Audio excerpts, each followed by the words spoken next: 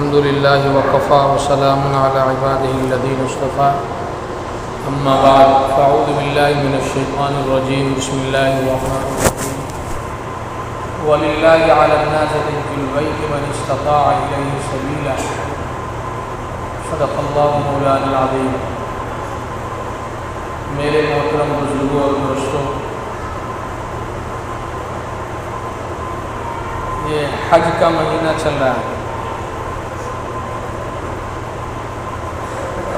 اللہ کے رسول صلی اللہ علیہ وسلم نے فرمایا بنی الاسلام علی خمس شہادت ان لا الہ الا اللہ وان محمد رسول اللہ واقام الصلاۃ وایتاء الزکاۃ والحج وصوم رمضان۔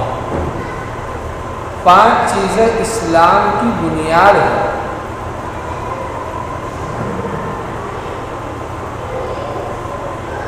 یعنی یہ 5 اسلام کے اہم رکن ہیں، اسی میں سے ایک حج بھی ہے۔ عبادتیں اللہ تعالیٰ کی کئی طرح کی،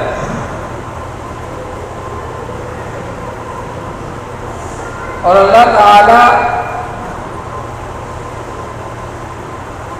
کوئی بدنی عبادت ہے جیسے نماز، اب نماز پڑھی اس میں کوئی پیسہ نہیں لگتا، یہ بدنی عبادت ہوگی۔ زکوٰۃ ہو گئی، اس میں کوئی بدن نہیں، آپ کو پیسہ دینا ہے۔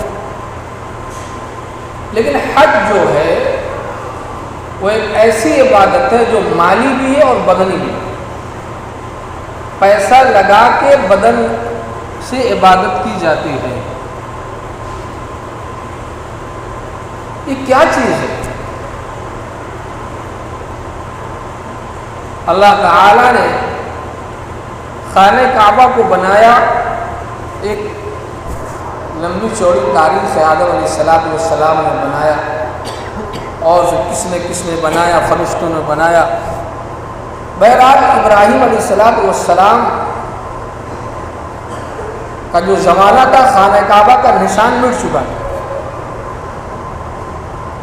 کہتے ہیں تاریخ میں لکھا ہے کہ طوفان نوح میں خانہ کعبہ کا نشان مٹ گیا۔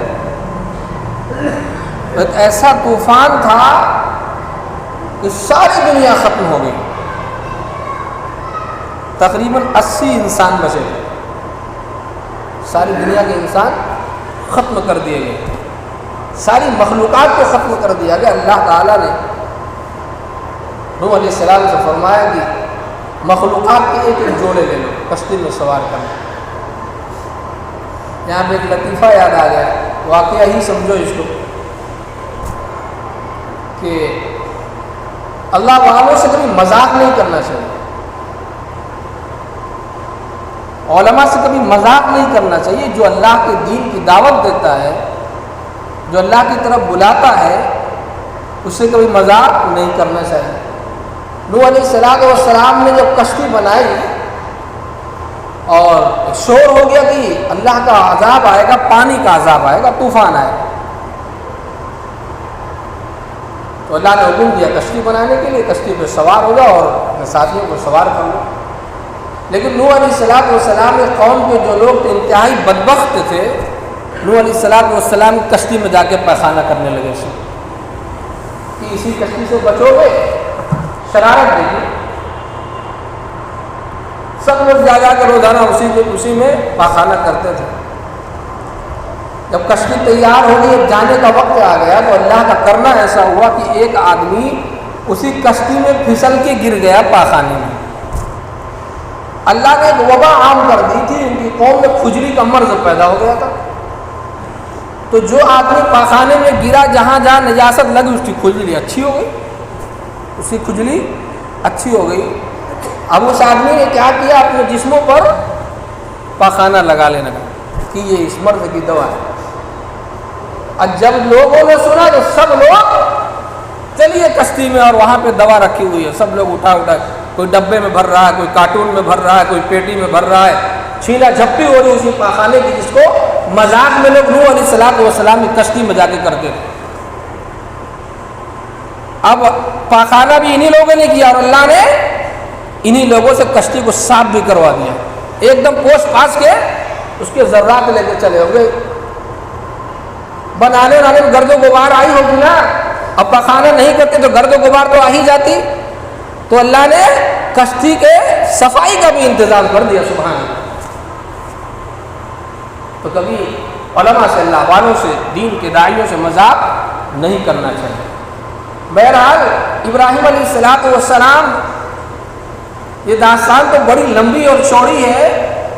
اگر اس پر بحث کی جائے کہ خانہ کعبہ کیسے بنا, حج پہ کیا ہوا, اور ابراہیم علیہ السلام کی تاریخ بیان کی جائے تو مجھے لگتا ہے 2-3 مہینہ جمعہ اسی میں چلا جائے. ابراہیم علیہ السلام بوڑھے ہو گئے, سر کے بال سفید ہو گئے, داڑیاں سفید ہو گئی, کوئی اولاد نہیں. اللہ تعالیٰ سے دعا کی ہے, اللہ مجھے ایک اولاد عطا فرما. اللہ نے اولاد عطا فرما. حضرت حاجرہ کو ایک حکمران نے ابراہیم علیہ السلام کو ہدیے میں دیا تھا آپ کی شرافت کو دیکھ کر کہ وہ ہاغار تھا. حاجرہ کیا تھا؟ ہاغار, اجنبی عورت ان کی زبان میں. پھر وہ ہاجر ہوا, ایک مہاجر آدمی. تو جب اولاد ہو گئی, بڑے امتحان سے نوازے جاتے ہیں یہ انبیاء, اور جو لوگ انبیاء کے طرز پر زندگی گزارتے, بہت امتحان آتا. بڑھاپے میں اولاد پائی, کتنی خوشیاں, کتنے امنگ, کتنے حوصلے ہوں گے. لیکن اللہ تعالیٰ نے فرمایا کہ ابراہیم جاؤ بچوا کو اور بچوا کی اماں کو بواد غیر ذی زرع عند بیتک المحرم ربنا لیقیموا الصلاة فاجعل افئدة من الناس تهوی الیہم وارزقهم من الثمرات. ابراہیم علیہ السلام گئے حضرت حاجرہ کو لے کر کے اور اسماعیل کو لے کر کے, بڑھاپے کی عمر میں پایا تھا, اور لے جا کر کے کہاں چھوڑ دیا؟ بے آب و گیا ہوا دیے, چٹیل میدان اور صحرا, نہ آدم ذات, نہ کوئی مونس, نہ کوئی غمگسار, نہ کوئی پانی دینے والا, نہ کوئی دانہ دینے والا, نہ کوئی خیریت پوچھنے والا, نہ کوئی تسلی کی بات کرنے والا. صرف وہ تھا, آسمان تھا اوپر, نیچے زمین تھی, اور دائیں بائیں کچھ بھی نہیں تھا, اللہ کی ذات تھی. چھوڑ کے جانے لگی ابراہیم علیہ السلام معصوم بچے کو, اور حضرت حاجرہ بلا رہی, تھوڑا سا توشہ لیا تھا, پینے کا پانی لیا, اور جب چھوڑ کے جانے لگے حضرت حاجرہ پیچھے سے کہہ رہی, ارے بھیا کہاں جا رہے ہیں چھوڑ چھاڑ کے؟ ابراہیم علیہ السلام پیچھے گھوم کے نہیں دیکھ رہے. ان کے دل میں درد نہیں ہوگا؟ میری اولاد ہے, میری ہم سفر ہے, لیکن اللہ کا حکم, پیچھے گھوم کے نہیں دیکھ رہے. حضرت حاجرہ نے جب کئی بار بلایا اور جواب نہیں آیا, پوچھا کہ آیا اللہ کا حکم ہے؟ حضرت ابراہیم نے فرمایا جی اللہ کا حکم ہے. حضرت حاجرہ بھی واپس آ گئی. جب اللہ کا حکم ہے تو اللہ ضائع نہیں کرے گا. ابراہیم علیہ السلام جو وہاں پہ گیا ہوگا, اب تو پہاڑیاں توڑ کر کے بلڈنگیں بناتی, لیکن پہاڑیاں اب بھی. ابراہیم علیہ السلام جب وہاں سے نکلے اور پہاڑیوں کے آڑ میں جب پہنچے, اب آل اولاد یہاں سے نظر آنے والے نہیں, تب اٹھا کے اللہ کے بارگاہ میں دعا کی, ربنا لیقیموا الصلاة فاجعل افئدة من الناس تهوی الیہم وارزقهم من الثمرات. دعائیں دی اللہ ان کی طرف قلوب کو پھیر دے اور رزق کا سامان پیدا فرما. آج آپ دیکھتے ہیں مکۃ المکرمہ میں دنیا کا ہر ایک پھل وہاں پر پہنچتا ہے, کھانے پینے کی بے شمار چیزیں وہاں پر پہنچتی ہیں.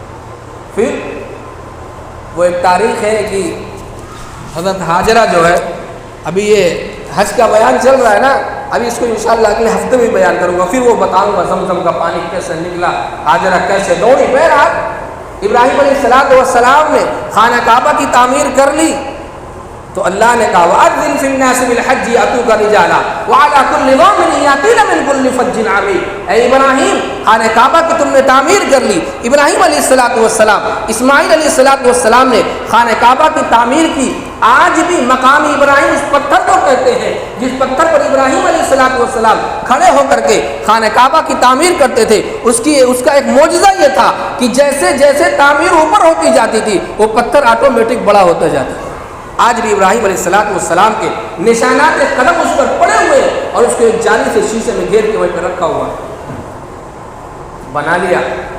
خانہ کعبہ کی تعمیر ہو گئی تو اللہ نے فرمایا ابراہیم اعلان کر دو۔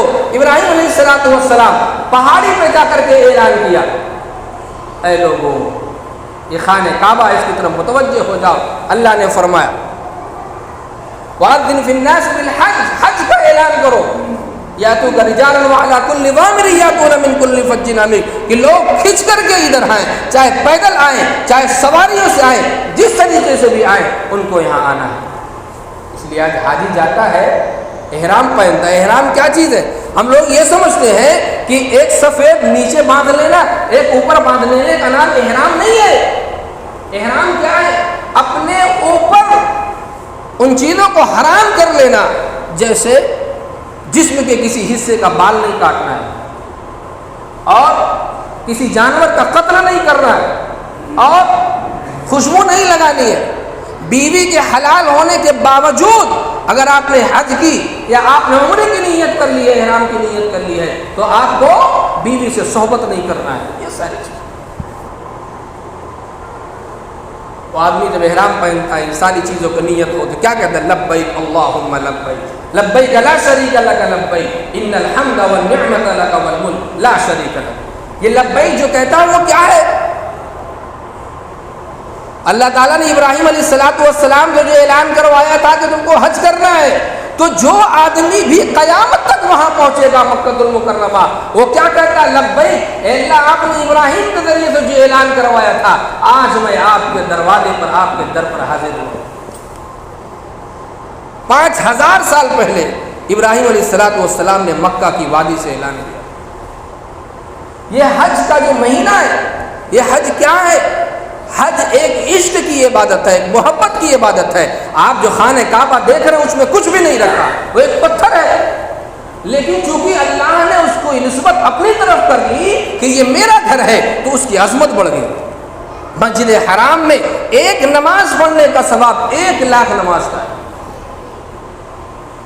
حضرت عمر رضی اللہ تعالیٰ عنہ آپ خانہ کعبہ کا طواف کر رہے تھے اور جب حجر اسود پر پہنچے، حجر اسود کیا ہے؟ یہ حجر ابیض تھا، حجر اسود تو اب ہو گیا، وہ ایک سفید پتھر تھا جو جنت سے اتارا گیا تھا اور خانہ کعبہ کے ایک کونے پر اس کو لگا دیا گیا۔ انسان کے گناہوں کی ساری سیاہی کو اپنے اندر جذب کر لیتا ہے، اس کی وجہ سے آج وہ سیاہ ہو چکا ہے۔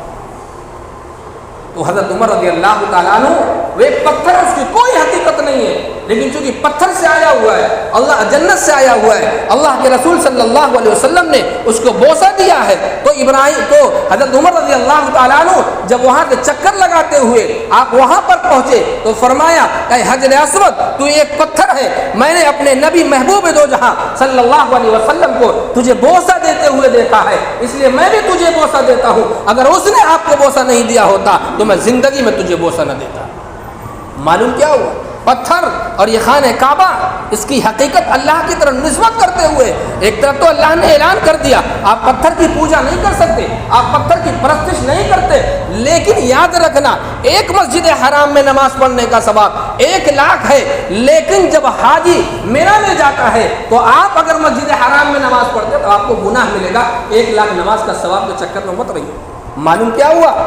اصل اللہ کا حکم ہے آپ کسی پتھر کو خدا مانو، اللہ اسے منع کرتا ہے کہ یہ میرے ساتھ شرک ہے، لیکن آپ خانہ کعبہ کا چکر لگاؤ، اللہ نے اس کا حکم دیا ہے تو اب یہ عبادت ہو گئی۔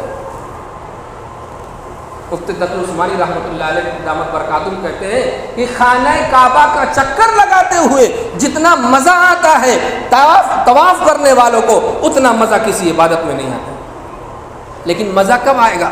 خانہ کعبہ کا طواف کرنا ہے سر جھکا کے، خانہ کعبہ کے احترام میں اسے ایسے دیکھا نہیں جاتا، کبھی جب دیکھنے کا دل چاہے بہت زیادہ تو تھوڑا نظر اٹھا کے دیکھ لے اور پھر جھکا لے، اور ایک دیوانہ وار اس کا چکر لگائے کہ یہ محبوب کا گھر ہے۔ عشق کرنے والے، محبت کرنے والے جانتے ہیں کہ جس سے محبت ہوتی ہے اس کی ہر چیز محبوب ہو جاتی ہے۔ ارے مجنوع کا واقعہ آپ نے سنا ہوگا، لیلا اور مجنوں کا۔ لیلا کی گلیوں سے جو کتا آتا تھا مجنوں اسے بھی چومتا تھا، ہائے ہائے ہائے میرے مجنوں کی گلیوں سے آیا ہوا کتا۔ اب مجنوں جب لیلا کا انتقال ہو گیا، مجنوں نے لیلا کی قبر سے مٹی اٹھائی اور سونپ کر کے بتا دیا کہ میرے لیلا کی قبر۔ تو عشق و محبت ایسے ہونی چاہیے۔ مجنوں نے اس ذات سے محبت کیا تھا جو فنا ہونے والی ہے، جو ختم ہونے والی تھی، لیکن اگر اللہ سے محبت کرو اس کی ذات کبھی ختم ہونے والی نہیں ہے۔ اس لیے میرے بھائیوں، حج کے جو مقام ہے، حج کی جو اہمیت ہے، ایک مالی اور بدنی دونوں عبادت ہے۔ حج ایک عاشقانہ سفر ہوتا ہے اور حج سے اللہ کی محبت ملتی ہے۔ حج سے لوٹنے والا شخص جو ہے ایسا لوٹتا ہے، گناہوں سے ایسا پاک ہوتا ہے جیسے اس کی ماں نے ابھی جنا ہو۔ ماں جس بچے کو جنتی ہے اس کے جسم پر، اس کے قلب پر گناہ کی ذرا بھی سیاہی نہیں ہوتی ہے۔ اسی طریقے سے حاجی گناہوں سے دھلا ہوا آتا ہے۔ اللہ تعالی ہم سب کو حج کی توفیق عطا فرمائے، حج کی سعادت نصیب فرمائے، اس کا شوق نصیب فرمائے۔ اگلے ہفتے انشاءاللہ پھر اسی پر بیان ہوگا۔ اللہ تعالی ہم سب کو وہاں کی حاضری نصیب فرمائے۔ وآخر دعوانا الحمدللہ رب العالمین۔